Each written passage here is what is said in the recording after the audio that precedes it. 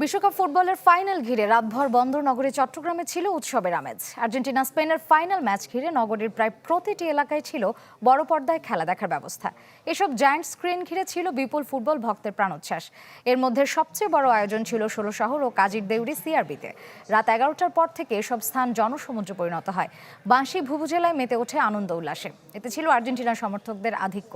তবে শেষ পর্যন্ত প্রিয় দলের পরাজয়ে এক বুক হতাশা নিয়ে ঘরে ফেরেন মেসির ভক্তরা। আর স্পেনের জয়ে উচ্ছ্বসিত ছিলেন ইয়ামাল ভক্তরা।